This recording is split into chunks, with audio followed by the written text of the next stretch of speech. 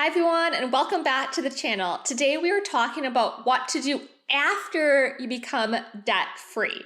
I know I've been there. We paid off over $385,000 worth of student loans, and it was time to get a plan together after we did all of this. So let's talk about 5 steps to do after becoming debt-free, and stay to the end where I share the most important step to take after debt freedom. Hi everyone, I'm Jessica, and I love talking about financial freedom after experiencing burnout early on in my pharmacist career. On this channel, I talk about financial freedom and simplifying to combat feelings of burnout and stress in your life. If you haven't watched our videos on how we paid off massive student loan debt and are becoming financially free, make sure to watch those videos as well. What is the first step to take after becoming debt-free? Celebrate! It's such a great time in your life. You have finally finished and made it to this end goal that you've had for a long time, possibly.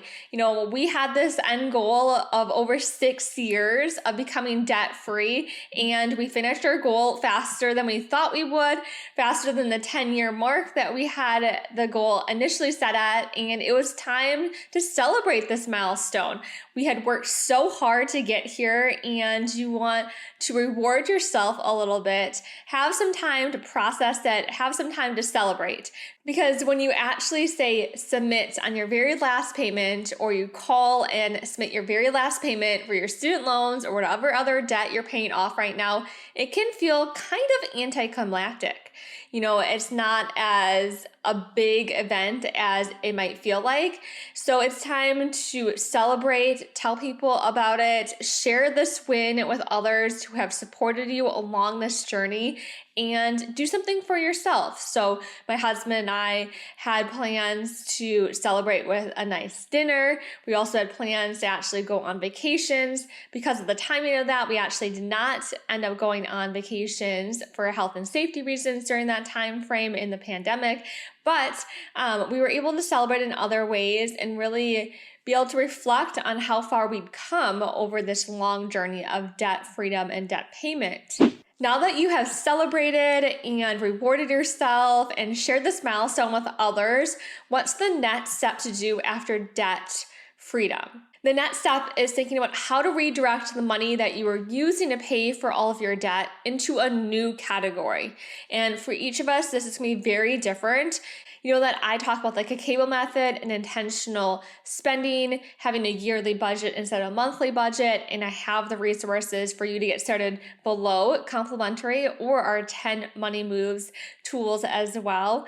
And I think it's really important to set up these categories where this money that you've been using to pay off debt is now redirected in a very intentional way, whether it's redirected for saving for a different goal, a different milestone right now, different sinking funds, or it's redirected so that you are investing in your retirement funds, in your financial freedom journey. We talk a lot about the FIRE method here on the YouTube channel. So if you're not familiar with the FIRE method, be sure to go back and watch those videos as well, so that your money is working for you and accumulating wealth for you, because you've worked really hard for this money and you want to make sure that it's now redirected in an intentional way that is helping your life and maybe your family's life, so that it's working towards that next goal in your life's journey. For us, that meant that we were going to redirect a lot of our debt money into a new category towards investing and saving. So we saved for our house down payment fund. We did a lot more investing, especially for my husband's retirement funds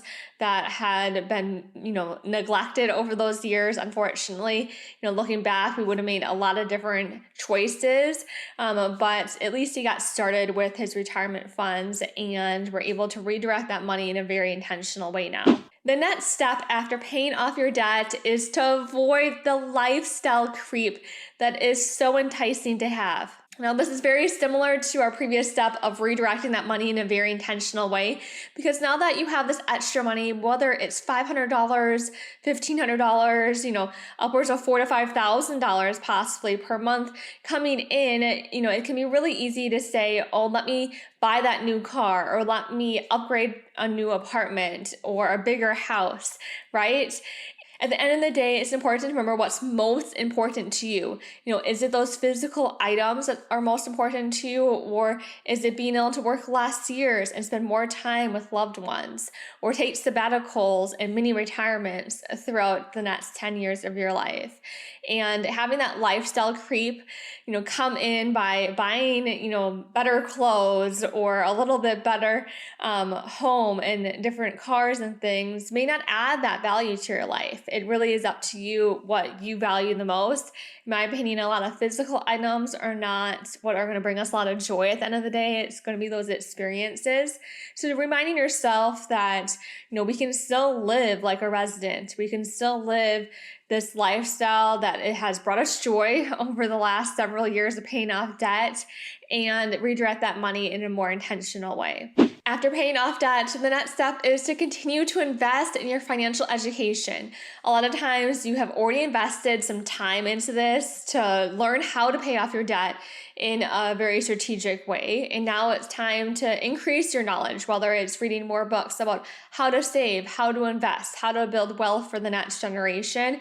You know that I'm a big advocate for this and really taking ownership and responsibility of it.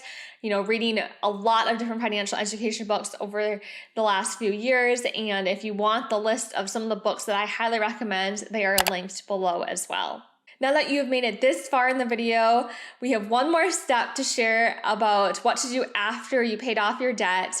But I would really appreciate it if you left a comment below about your own journey and answered, how has paying off debt really affected your own life? So please comment below. Now, what is the best step to take after your debt freedom and your debt repayment? I think the most important step is to think about how you're going to continue this journey of financial freedom, whether it is investing time and energy into your financial independence, retire early, or financial independence, relax early, whatever acronym you want to use can be really important because you have so much momentum going already. Let's keep that going into the next phase and the next transition in your life.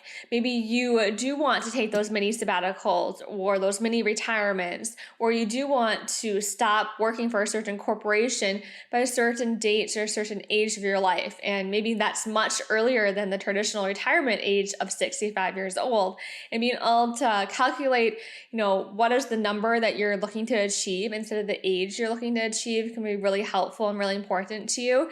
And maybe your life is going to transition a little bit with opening up more passive income streams or opening up your own small business, so that you can generate wealth in different ways outside of a traditional W-2 job or W-2 position that you might have held while you're paying off all of your debt.